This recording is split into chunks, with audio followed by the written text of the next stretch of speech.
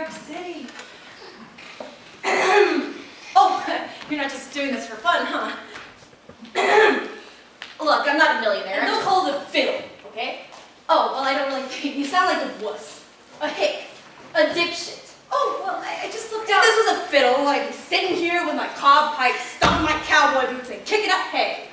Then I'd go home and fuck my cousin. Oh, Is he Am I fucking my cousin? well, no, not at the moment. Well, this is a violin. And you give me your money, I ignore the insult. Hear it, and the lesson. Look, $1's more than I've ever given to someone asking for money. Yeah, well, this is New York. Welcome to the cost of living. What I mean is, maybe in exchange you can help. Jesus Christ! Do you see a sign around my neck that says Big Apple fucking Tourist Bureau? I'm just looking for an address. It's not far from here. Maybe.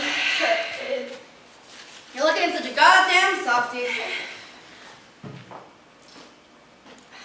Oh, fuck you. Fuck you. Suck my dick. You and that cousin you rode in on. I don't get it. You know exactly what I just asked you for a 13 little help. Lawyer Street? You don't know where that is? Of course I don't know. That's why I'm asking. Come on, you trailer park refugee. You don't know that's Chinatown? Sure, I know that's Chinatown. I know you know that's Chinatown. So that doesn't mean I know where So Chinatown why is. is it that you ask me, out of all the street musicians in the city, to point you in the direction of Chinatown? Let me guess. Is it the tattoo? No, I don't think so. The Hendrix riffs? Guess again, you fucking moron. No, wait a minute. I think I see. What are you gonna ask me next, huh? Where you can find the best dim sum in the city? Whether I can show you to a genuine opium den?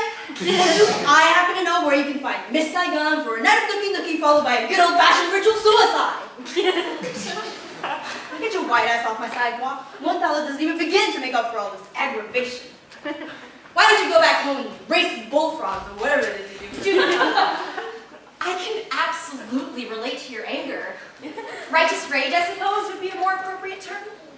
To be marginalized, as we are, by a white, racist patriarchy, to the point where the accomplishments of our people are obliterated from the history books. This is cultural genocide of the first order, leading to the fact that you must do battle with all of Euro-America's brutal and dehumanizing stereotypes of Asians. The opium den, the sexual objectification of Asian women, the exoticized image of tourist Chinatown which ignores the exploitation of workers, the failure to unionize, the high rate of mental illness and tuberculosis. Against these, each day you rage, no, not as a victim, but as a survivor. Yes, a glorious warrior survivor. Say what? So I don't understand. Wait, hold on. Sort of racial. Where did you learn all that? All what? All that tuberculosis suppression stuff? It's statistically irrefutable. No, where did you learn? I took Asian American Studies in college. Where'd you go to college? University of Wisconsin-Madison. They have Asian American Studies in Madison, Wisconsin. Since when? Since the last Third World Unity hunger strike. Why do you look so surprised? We're down. I don't know, it just never occurred to me the idea of Asian students in the Midwest going on a hunger strike. Well, a lot of them had midterms that week, so they fasted in shifts. The administration never figured it out. It only took that whole all Asians look-alike stereotype and put it to good use. Okay, so they got Asian American Studies. That still doesn't explain what. Well, what were you doing taking it? Just like everyone else, I wanted to explore my roots. And, you know, the history of oppression, which is my legacy. After a lifetime of assimilation, I wanted to find out who I truly am. And did you? Sure. I wanted to take pride in my ancestors who built the railroads, in my papa who would make me a hot bowl of junk with 1,000-day-old eggs when the white kids chased me home yelling gook, chink, salenta. Okay, that's enough. Painful to listen to, isn't it? I don't know what kind of bullshit ethnic studies program they're running over in Wisconsin, but did they bother to teach you that in order to find your Asian roots, it's a good idea to first be Asian? Are you speaking metaphorically? No, literally, look at your skin. You know, it's very stereotypical to assume that all Asian skin tones conform to a single hue.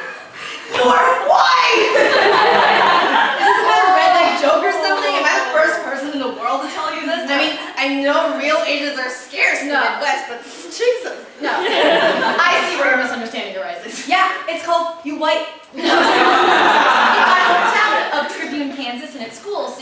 everyone knows me, so this sort of thing never comes up. Jennifer Wong. I forget that society wedded to racial constructs constantly forces me to explain my very existence. Rhonda Chang, also known as Chinese Violin Girl. You see, I was adopted by Chinese-American parents at birth, so clearly I'm an Asian American. Even though you met pasty? You can't judge my race by my genetic heritage alone. If genes don't determine race, what does? Perhaps you prefer I continue in denial, masquerading as a white person. You can't just wake up one day and say, gee, I feel black today. Dude, I'm just trying to find what you already have. And what do I have? A home with your people, picketing with the laundry workers, taking refuge from the daily slights against your ethnicity in the noble image of Guan Gong. Guan who? The Chinese god of warriors. And what do you take me for? There are altars to him up all over the community. I don't know what community you're talking about, but sure as hell not mine. What do you mean?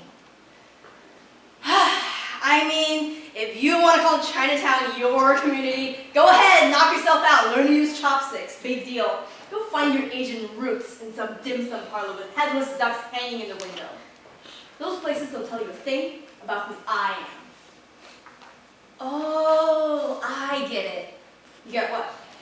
You're one of those self-hating, assimilated Chinese Americans, aren't you? Oh, Jesus. You probably call yourself Oriental, huh? Look, maybe I can help you. I have some books. Okay, I read all those Asian identity books while you were still slathering on the industrial strength sunblock. Sure, I'm Chinese. But folks like you act like that means something. Like all of a sudden you know who I am. You think identity's that simple? That you can wrap it all up in a neat package and say, I'm ethnicity, therefore I am. All you ethnic fundamentalists, always settling for easy answers. You say you're looking for identity, but you can't begin to face the real mysteries of the search. So instead, you go skin deep and call it a day. So what are you? Just a human being? That's like saying you have no identity.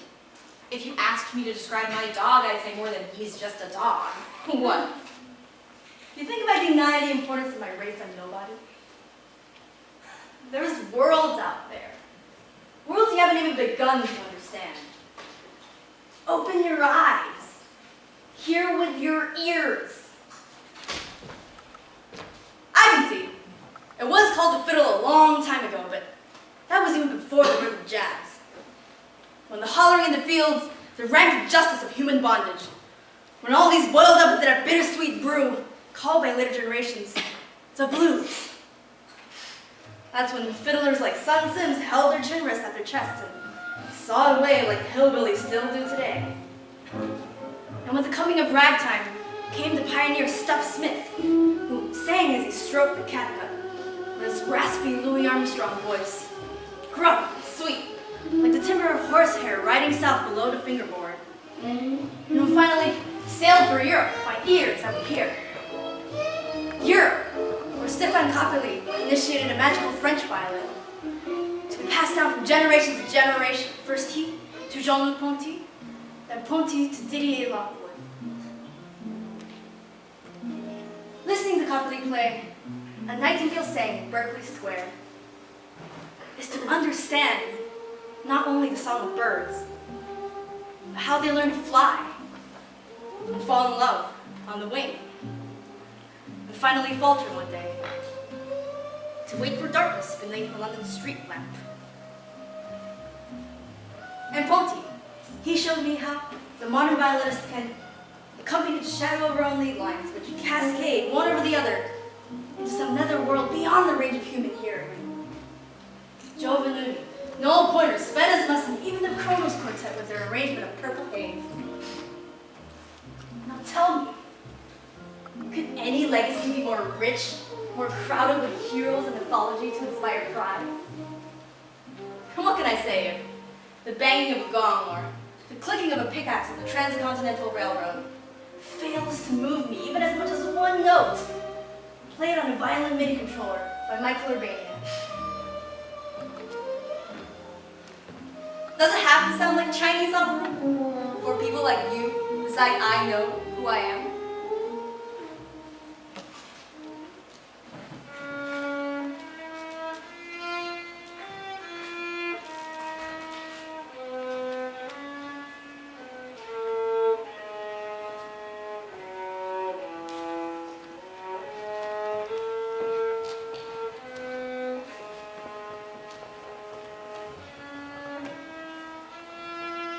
finally found Doyer Street, I scanned the buildings for number 13. Walking through an alley where the scent of freshly steamed chasu bao lingered in the air, I felt immediately as if I'd entered a place where all things were finally familiar. An old woman bumped me with her shopping bag, screaming to her friend in Cantonese, though they were only inches apart. Another man shouting to a vendor in Seiya. A youth in a white undershirt, perhaps a recent newcomer, bargaining with a grocer in Hokkien. I walked through this ocean of dialects, breathing in the richness with deep gulps, exhilarated by the energy this symphony brought to my step. And when I finally found number 13, I nearly wept at my good fortune. An old tenement, paint peeling, inside walls no doubt thick with a century of grease and broken dreams, and yet to me, a temple. The house where my mother was born. Suddenly I saw it all. My pawpaw coming home from her 16-hour days pressing shirts she could never afford to own. Bringing with her candies for my mother, each sweet, wrapped in the hope of a better life.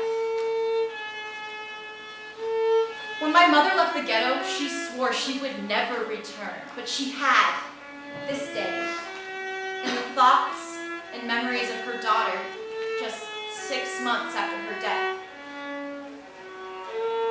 And as I sat on the stoop, I pulled a palm oil from my pocket, sucked on it, and felt her spirit returning to this place where her ghost and the hearts of all her dutiful descendants would always call home.